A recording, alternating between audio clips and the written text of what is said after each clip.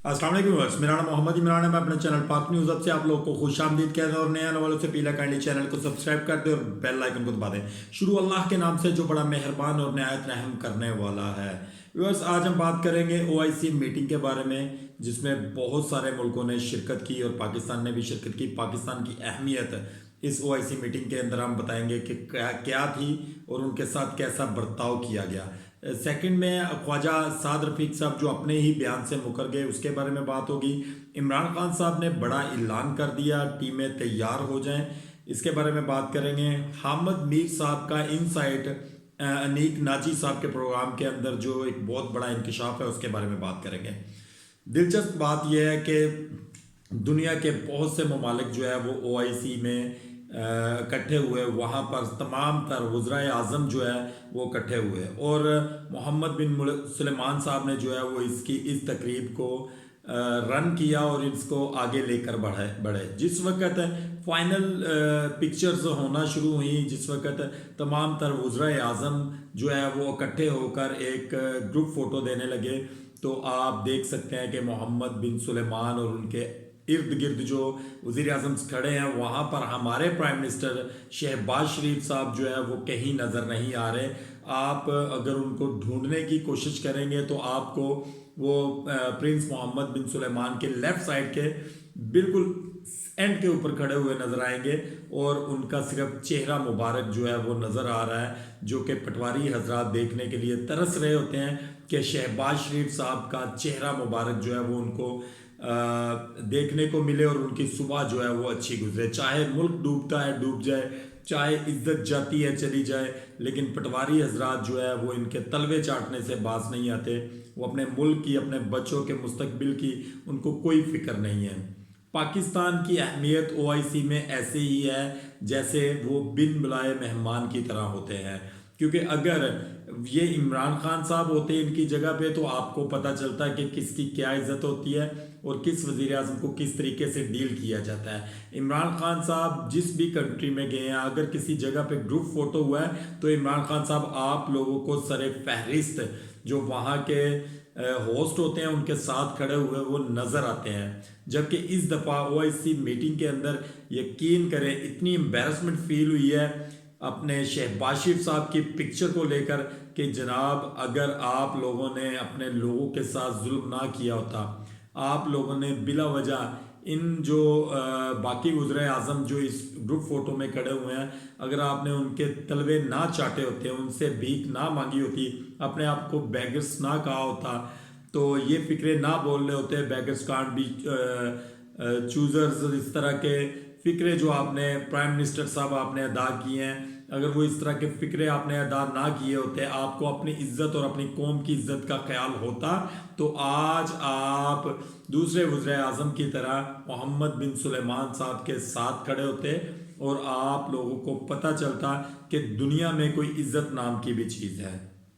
बड़े भाईजान अपनी बेटी समेत जो है वो जनेवा घूम रहे हैं और लोगों से इज्जत अफजाई करवा रहे हैं, और छोटे भाईजान जो है वो ओआईसी मीटिंग के अंदर अपनी इज्जत करवा रहे हैं। दरअसल ये इन लोगों की इज्जत नहीं है जनाब, ये दरअसल पाकिस्तानी अवाम को जो है ये शर्मसार करवा रहे हैं, शर्मिंदा करवा रहे हैं कि आप लोगों के जो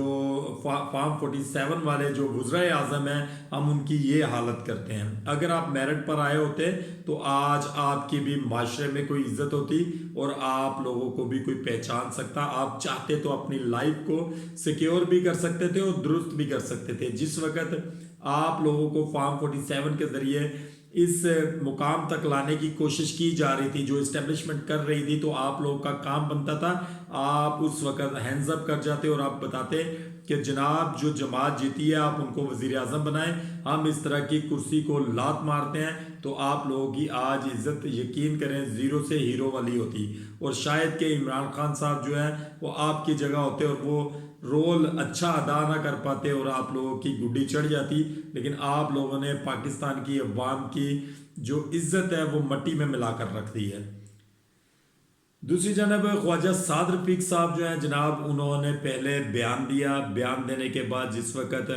लोगों ने उसको ट्वीट करना शुरू किया एक्स के ऊपर, या लोगों ने उसके ऊपर मीम्स बनाना शुरू की, या लोगों ने वीडियो के अंदर बताना शुरू किया, तो साथ ही उस चीज़ की तरदीद आ गई कि जनाब मैंने कोई ऐसी बात नहीं कही जो मीडिया के ऊपर इस वक्त उछाली जा रही है। मीडिया के ऊपर क्या उछाला जा रहा था? मीडिया के ऊपर ये बात चल रही थी कि ख्वाजा साद रफीक साहब ने नून लीग छोड़ दी है। वो कहते हैं कि ये मुल्क जोड़ नहीं, गरीब की कमर तोड़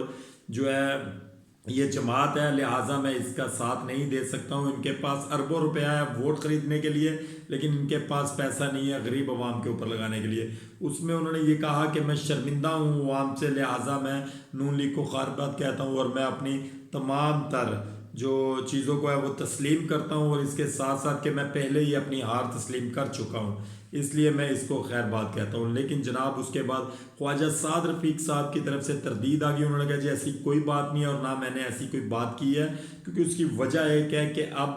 जिस कंडीशन पर नून लीग खड़ी हुई है, जिस कंडीशन पर नून लीग के अंदर घुसे हुए लोग जो नून लीग के साथी हैं और या जो नून लीग में बाद में लोटे बनकर शामिल हुए हैं, अब वो ना किसी और जमात में जा सकते हैं बगैर किसी इजाज़त के, और ना ही वो इस जमात को रज़ाइन कर सकते हैं बगैर किसी इजाज़त के। वो जनाब फंस चुके हैं। उनके लिए वो फ़िक्रा गलत नहीं होगा कहना कि धोबी का कुत्ता ना घर का ना घाट का।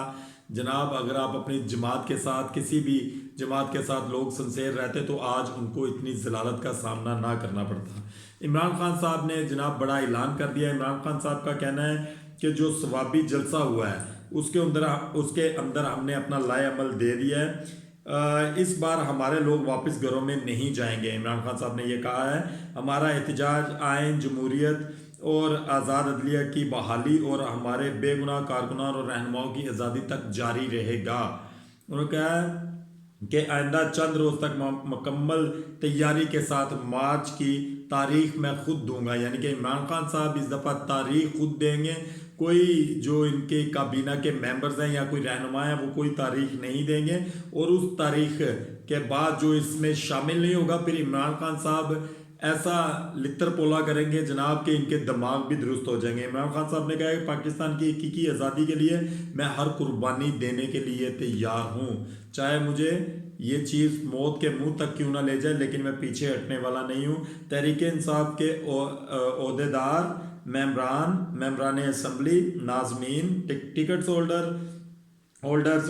वर्कर्स और सपोर्टर्स अपनी तैयारी मुकम्मल करें और ग्राउंड पर मोबिलाइजेशन के लिए काम शुरू कर दें। इमरान खान साहब ने अभी ये बात जैसे इमरान खान साहब ने क्लियर ये की थी कि मेरा जीना मरना पाकिस्तान के अंदर है, मैं किसी भी मुल्क के सिफारिश के ऊपर जो है वो इस जेल से आज़ाद नहीं होना चाहता हूँ। उन्होंने कहा था कि मेरी आज़ादी पाकिस्तान के अंदर ही मुकम्मल होगी और मैं मेरिट के ऊपर जो है आज़ाद होऊंगा, मैं किसी की मदद नहीं लूँगा। इसमें भी कोई शक नहीं है, क्योंकि इमरान खान साहब ने अगर किसी की मदद लेनी होती तो 1.5 साल इमरान खान साहब जो है वो जेल के अंदर कभी भी ना सरवाइव करते। इमरान खान साहब किसी टाइम भी, यानी कि जिस वक्त उनको गिरफ्तार किया गया था उसके फर्स्ट वीक से लेकर इमरान खान साहब को आज तक ऑफर्स हो रही हैं, लेकिन इमरान खान साहब ने तमाम तर ऑफर्स को रखा है जूते की नोक के ऊपर। उनका ऐसा पॉसिबल ही नहीं है। मेरा जीना मरना पाकिस्तान के अंदर है, मेरी जायदादें ज़मीन जो भी है मेरी हर चीज़ पाकिस्तान के अंदर है, लिहाजा मैं कभी भी वो काम नहीं करूँगा जिसकी वजह से मुझे शर्मिंदगी का सामना, और मैं अपनी अवाम के सामने इस वजह से शर्मिंदा हूँ कि मैंने आज 1.5 साल के बाद जो है वो पाकिस्तान को छोड़ दिया। इमरान खान साहब ने कहा कि मैं ऐसा कुछ भी नहीं करने वाला। हामिद मीर साहब ने एक बड़ा इंकशाफ किया है अनीक नाजी साहब के प्रोग्राम के अंदर। उन्होंने कहा जी रिटायर्ड जनरल जो फैज़ हमीद साहब हैं, उन्होंने जिस वक्त टॉप सिटी के अंदर करप्शन केस किया या उनको दबाने की कोशिश की, या उनकी उसके तमाम तर मामला में जनरल फैज़ हमीद साहब के भाई की भी इन्वॉल्वमेंट थी। अगर उन्होंने उस वक्त ये सारा कुछ किया तो इसकी इंक्वायरी किसने की? उन्होंने कहा उनका ये मामला हैं 2017 के, जिस वक्त इसकी इंक्वायरी कॉल होती है तो इसकी इंक्वायरी करने वाले थे मेजर जनरल आसिम मुनीर साहब। और अगर मेजर जनरल आसिम मुनीर साहब ने जनरल रिटायर्ड इनकी की है फैज़ हमीद साहब की इंक्वायरी की है, तो फैज़ हमीद साहब उस वक्त बहुत ज़्यादा पावरफुल आदमी थे, यानी कि डीजी थे वो ISI के, चूंकि ये बहुत बड़ी पोस्ट होती है तो इसके लिए उनको इंक्वायरी जो है वो मेजर जनरल साहब को दी गई और वो आसिम मुनीर साहब थे। आसिम मुनीर साहब ने जिस वक्त इस चीज़ की छानबीन की तो उन्होंने ये कहा कि जो मोइज साहब है टॉप सिटी के जो ऑनर हैं उनको जिस वक्त गिरफ्तार किया गया तो उस वक्त ये चीज़ बताई गई कि इनके ताल्लुकात जो हैं वो MQM से और सीधा गठजोड़ जो है वो लंदन से अल्ताफ़ भाई के साथ मिलता है। तो आप लोगों को इस चीज़ के ऊपर क्या तकलीफ़ है? मीडिया के ऊपर उन्होंने कहा जी हमें ब्रीफिंग दी गई और उसके बाद यही सेम वर्डिंग बोली गई कि मीडिया वालों को इस चीज़ के ऊपर क्या तकलीफ है अगर इनको गिरफ्तार कर लिया गया। ये तमाम तर फंडिंग्स जो है टॉप सिटी के लिए जो है ये इंग्लैंड से आई है, उन्होंने ये कहा। उसके बाद जिस वक्त आसिम मुनीर साहब ने इसके ऊपर मुकम्मल अपनी इंक्वायरी की तो आसिम मुनीर साहब को पता चला कि इस बंदे के साथ बहुत ज़्यादा ज़्यादती हुई है। तो उन्होंने ये तमाम तर रिपोर्ट बनाकर उस वक्त के मौजूदा जो चीफ थे बाजवा साहब को उन्होंने जनरल बाजवा साहब को उन्होंने ये तमाम तर फिल्म बताई और सुनाई और कहानी बताई। तो बाजवा साहब चूँकि उस वक़्त केयर टेकर थे जनरल फैज़ हमीद साहब के, उन्होंने फैज़ हमीद साहब को प्रोटेक्शन दी और प्रोटेक्शन देने के साथ साथ उन्होंने इस केस को दबा दिया। अगर आप ये बताएं कि अगर फैज़ हमीद साहब के अगेंस्ट किसी किस्म की कोई भी कार्रवाई होती है तो क्या जनरल बाजवा साहब इस कार्रवाई से बच सकेंगे? क्या आसिम मुनीर साहब जो इस वक्त मौजूदा हमारे हाफिज जनरल हाफिज मुनीर साहब हैं, आसिम मुनीर साहब, तो क्या वो इस चीज़ को मद्देनज़र नहीं रखेंगे कि मैंने उस वक्त ये तमाम तर रिपोर्ट जो है वो जनरल बाजवा साहब को दी थी लेकिन उस वक्त केस को दबा दिया गया था। तो आज आप किस मुंह से जो है वो जनरल फैज़ हमीद साहब को ये सज़ा देने के लिए जाएंगे या उनको उनका कोर्ट मार्शल करेंगे या उनको सज़ा सुनाई जाएगी? अगर आज आप ये सज़ा सुनाते हैं तो आपको इस चीज़ का एक इरादा करना चाहिए कि हर उस शख्स को कैफरे करदार तक पहुंचाएंगे जिस शख्स ने हमारे मुल्क के साथ गद्दारी की है, चाहे उसमें जनरल बाजवा है, चाहे फैज़ हमीद है, चाहे नवाज शरीफ है, चाहे शहबाज शरीफ है, चाहे इमरान खान है, चाहे हमारे कोई दूसरे जर्नैल हैं जो अब मौजूदा हमारे ऊपर गवर्नमेंट कर रहे हैं या जो गवर्नमेंट करके जा चुके हैं। तो तमाम तर लोगों के ऊपर इक्वल किस्म का रंदा रखकर फेर दिया जाए और तमाम तर लोगों को तख्ता दार पर लटका दिया जाए ताकि पाकिस्तान की आने वाली नस्लें ये चीज़ याद रखें कि जिसने पाकिस्तान के साथ 2 नंबरी की तो उसका नसीब तख्ता दार रहा। मेरी दुआ है कि अल्लाह ताला हमारे मुल्क के ऊपर किसी ऐसे हुक्मरान को मुसल्लत करे जो हमारे मुल्क को कानून, शरीयत और इस्लाम के मुताबिक चलाए। मेरी ये भी दुआ है कि अल्लाह ताला हमें और हमारी फैमिलियों को, आपको और आपकी फैमिलियों को खुश व खुर्रम रखे, जहाँ भी रहे खुश रहें। पाकिस्तान जिंदाबाद।